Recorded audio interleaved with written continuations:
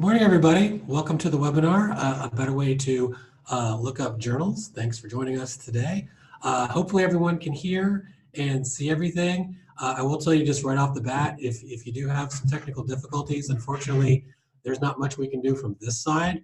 But if you're not hearing me, you're not hearing this, but we will be recording this webinar. Today, we have myself. I'm Chris Minner. I'm on the Connect Carolina Change Management team. Some of you who've been around for a while may remember me from various finance classes I used to teach. I also teach HR stuff. So I am that Chris Minner, if you're wondering who I am. We also have Priya Hariharan in here. She's the Business Systems Manager. She's going to be here to answer any kind of questions that I don't know. She's more on the technical side of things. And then also in the room, we have a moderator. That's going to be Ellen Potler. She's also on the change management team with me. So she'll be answering any of your chat questions.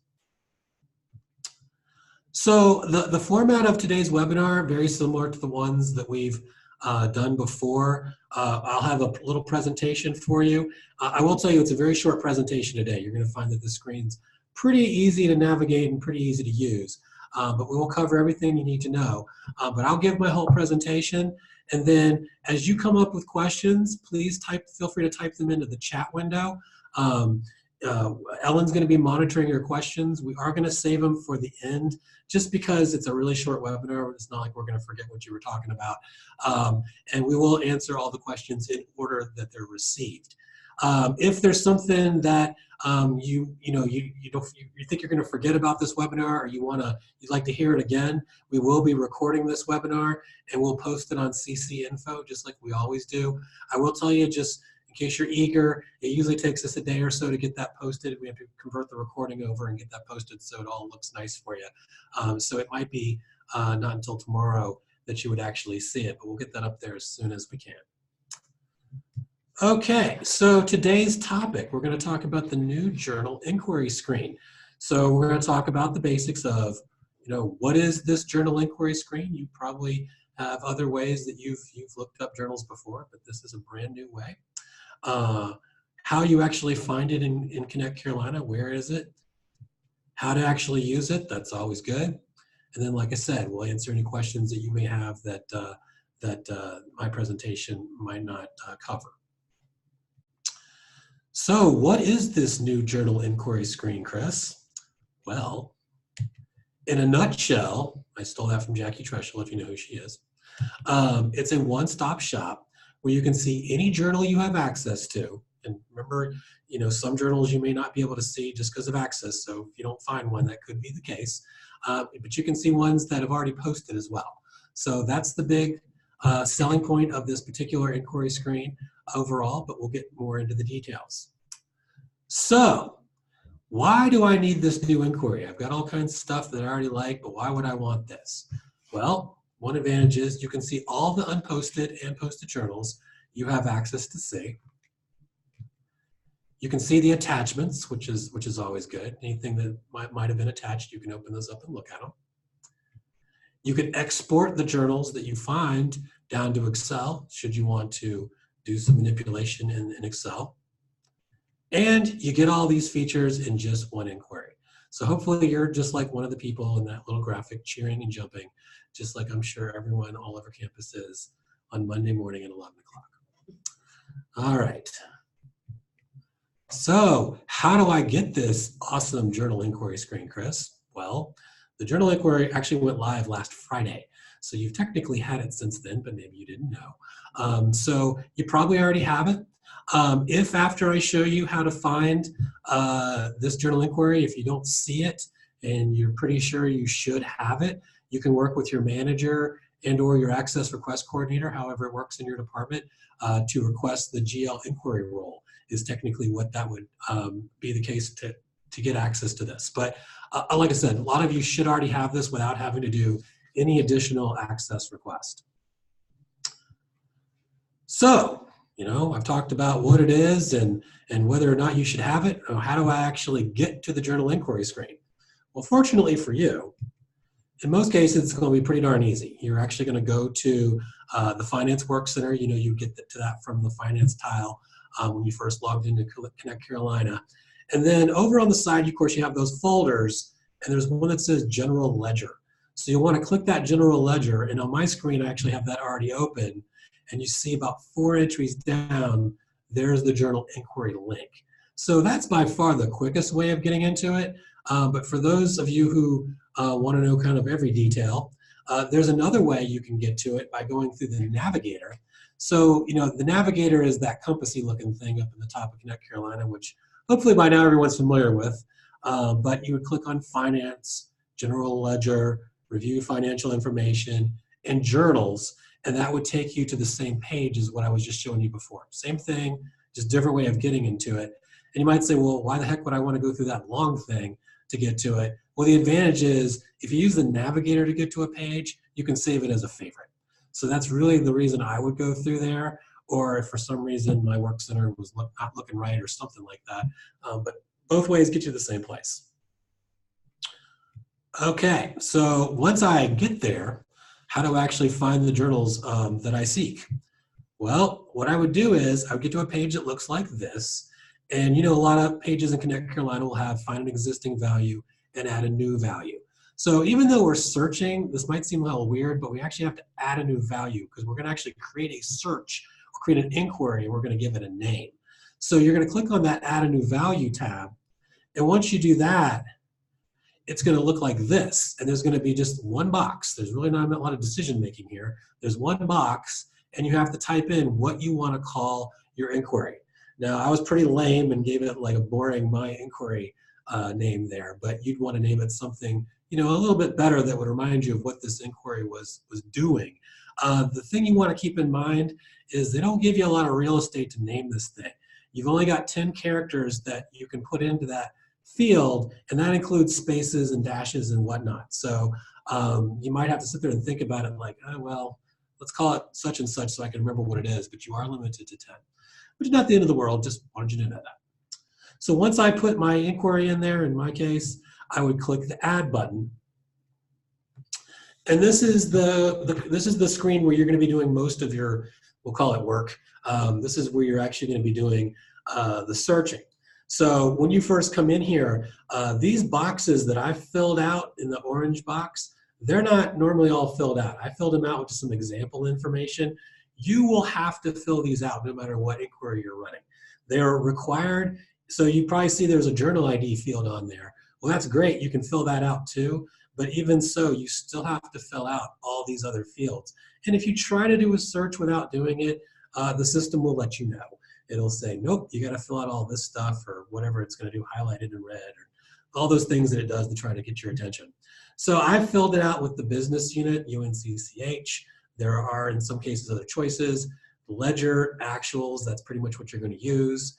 The year, I will tell you, I got a little fooled on this because I just read year. It's actually the fiscal year. So make sure that if you're looking for journals from this October, we're already in fiscal year 2020. So if you try to put in 2019, you may get results that you weren't quite expecting. You also have to fill in the periods. So the periods, of course, are the months in accounting terms. 1 would be June through 12 would be July. You can see that I put in 3s for these. So in this particular example, I would be looking at things in September. So long story short is you have to fill out those fields before you start getting fancy and filling out some of the others. Now, once you have those in, pardon me, if you have the journal ID, it is highly recommended that you put it in there. That is going to make your searches go much faster. Obviously, the journal ID is that it's going to be a unique number that's going to be tied to your journal. So if you have that, that's good. Sometimes you won't. Sometimes you're going to say, I want to see all the journals from a particular period, or various combinations of searching. But if you have the journal ID, once again, we recommend you put it in there.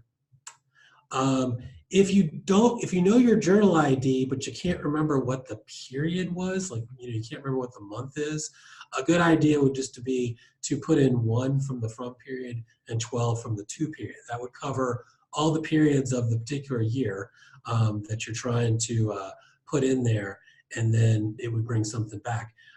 once again, I was just kind of testing these things out to see how it worked, and so things like, tips I could give you. And one thing I would do is I'd put in period 3 through 3, and then I'd change my mind and I'd put in a journal ID that wasn't from that period, and lo and behold, it doesn't find it. If I put in the right journal ID, but I've selected the wrong range of periods, it doesn't tell you, by the way, change the period. It just says it doesn't find the journal. So once again, you kind of have to, go back and go, oh, did I leave something on? Because it may not find something. You're like, I know it's there. That can lead to that kind of result. Another couple of fields you can actually search on is by date, which sounds just like it is. It's the date the journal was created out there, and then the status of the journal. Is it posted? Those kinds of things.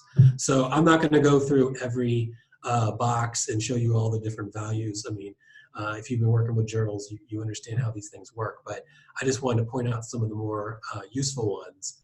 And then another very useful one would be searching by the user or the person who created the journal. So that would actually be your onion. So you would just type in your onion and say, I want to search for journals created by me or created by my friend in the office or whoever it happens to be. One big thing that I want to make sure everyone's really, up to speed on is the max rows. Now, I did play around with this a lot just because I was interested to see sort of what different, values would give me.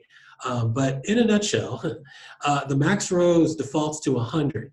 So if you don't change it, it's fine in a lot of cases. But what it refers to is the maximum number of rows that will return in terms of journal lines in the journal. So for instance, if I left my max rows at 100 and I looked up a journal that had, say, 150 rows, unfortunately, I'm not going to see those last 50 rows.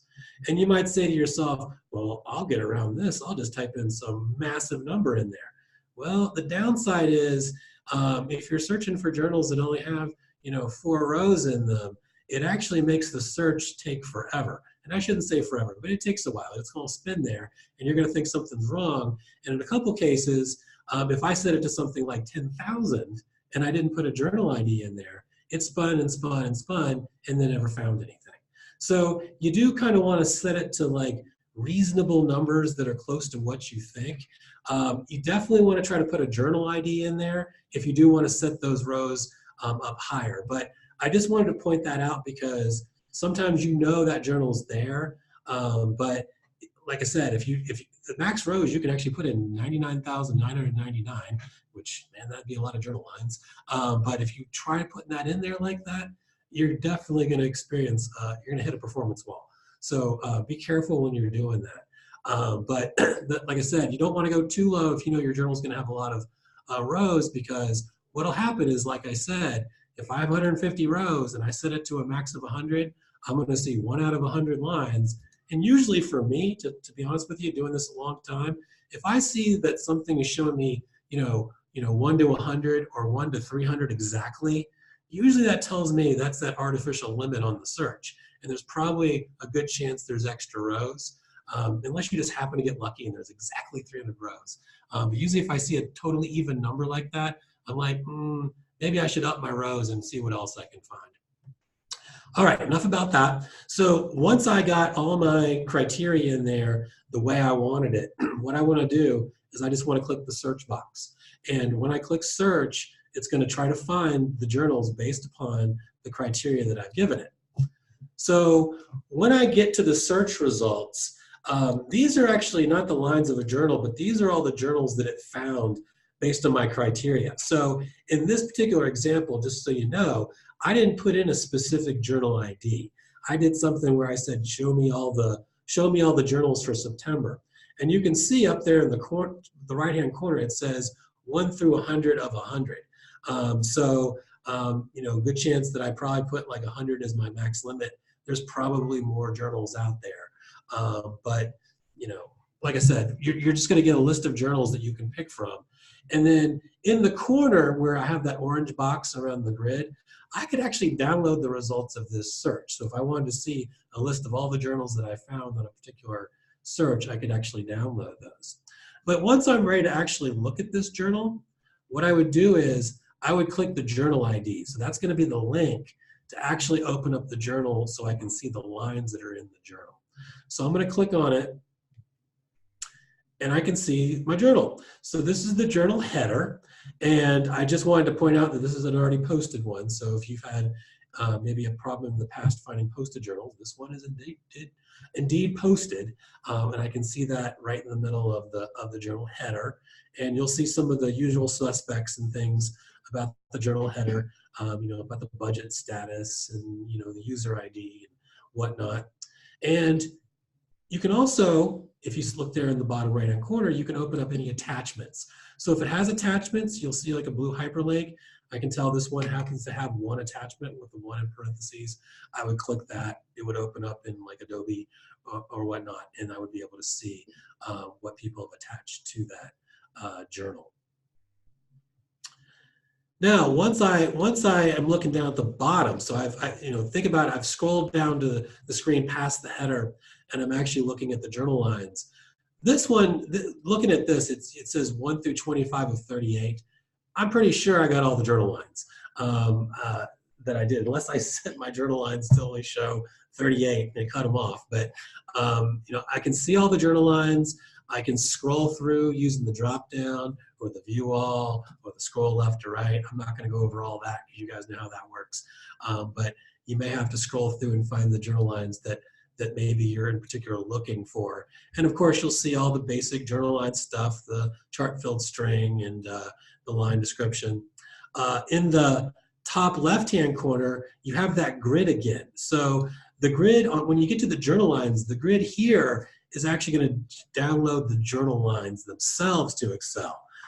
So if I decide, hey, you know, I want to, you know, I've got like a massive amount of lines in this thing and I want to go into Excel and, I don't know, delete some, filter some, do something I'm trying to see in a report, I can easily download those by clicking that button. So another tricky thing that I found, and I'm not going to say it's hard, but I would see the results of a search, and I'd go to myself like, how do I get back and change my search? I didn't put enough max lines in there. Oh, I didn't put the right period in there. I want to try this again.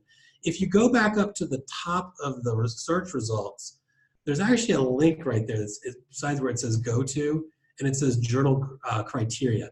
This is actually how you get back to the page where you did your searching. So if I did that, it would take me back to where I was, and there's my list of journals right there. Now, one thing you can do is, remember way back we created an inquiry. So this is not just like a one-off search necessarily. I called it My Inquiry. And if I want to save it, there's a big save button that I can use. And then let's say I had my criteria just the way I wanted it today. It would save it so, you know, tomorrow I could come in and run the exact same inquiry and not have to fill out all those search fields like I showed you. So you would click Save if you want to keep this inquiry. If you don't, you don't have to. You can navigate away and never think about this again, but you can save it. Or if you already have saved one, you notice there's a delete button. So the delete button has nothing to do with deleting the journal itself. You can't actually do anything to journals on this screen. They're view only, but it would delete the inquiry that you have created to actually find this saved inquiry. So the next thing we're going to look at is like, all right, so I've saved some inquiries. How do I actually run the saved ones? Well, glad you asked.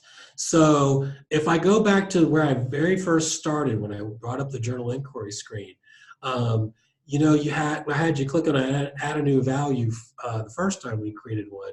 Now we're going to look at find an existing value. And to tell you the truth, what we often do around here when we save inquiries is, you know, I do enough inquiries where I'm not going to remember what those things are called. What I normally do is I just click the search button with nothing typed into the inquiry name box, and it'll search and find all the inquiries that I've actually made. So in my case, at the bottom, you can see that I only have two. I called one like department inquiry and then my inquiry. It would show you all the inquiries that you created.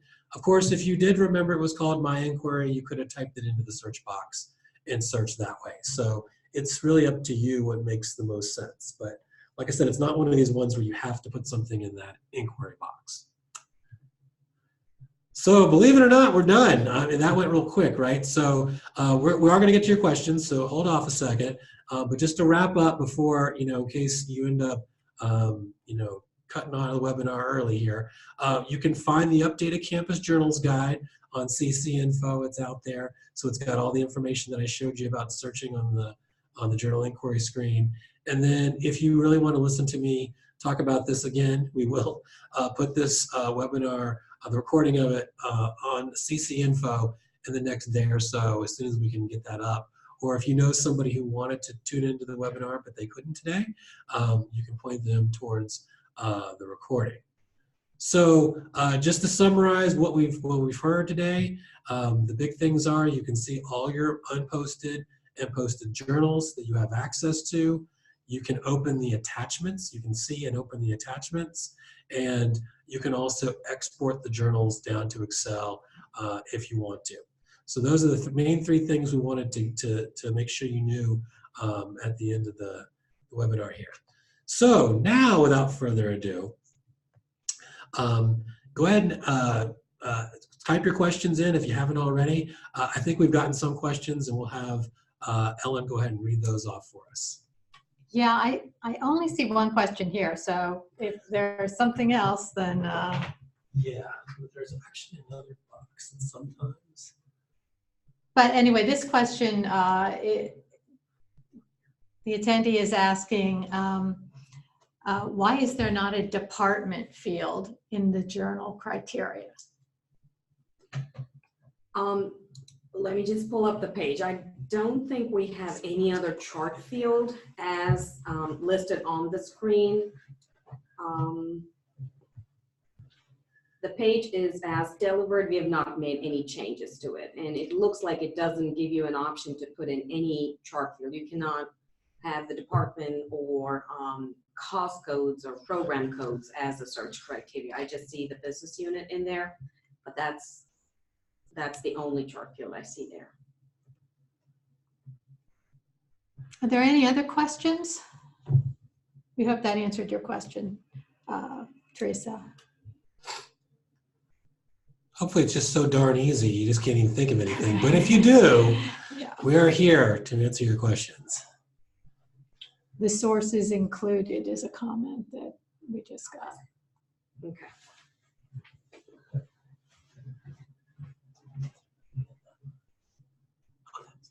Mm-hmm. Do you have the page open? I think we're wrapping up then. Another comment: the department would help to limit relevant results. Another comment: it seems that the regular search in the journal section is a whole lot easier to use. Are you talking, when you say the regular section, are you talking about the create update? What page is that? So Marissa, if you can let us know what page that is.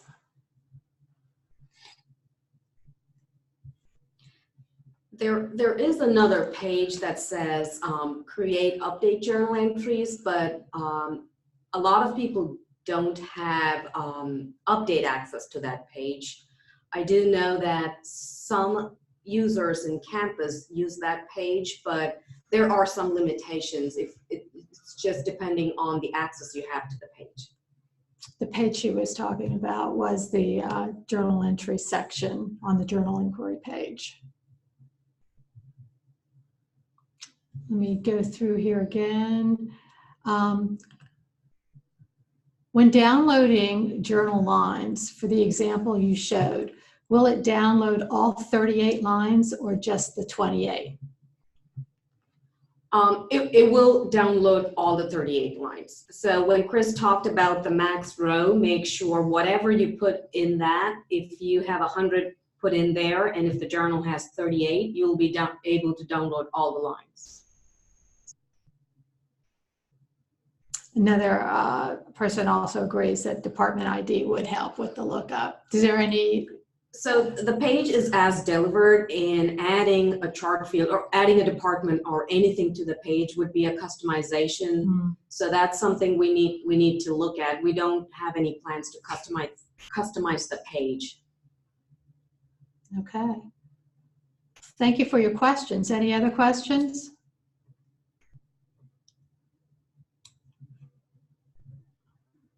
Thank you. Thank you. Thank We like thank you. We like thank you. All right, Chris, you want to just close it out then? Sure.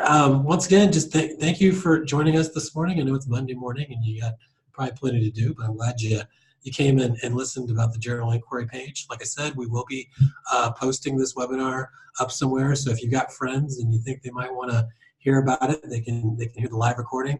We'll also have the slides posted up there. So if you just want sort of like a little mini guide of how I actually did that without having to watch the webinar, you can actually do that as well. And just expect to see that probably in the next day and a half max before that gets up there. So at this point, I'll go ahead and sign off, and we'll see you next time. Thanks. Thank you.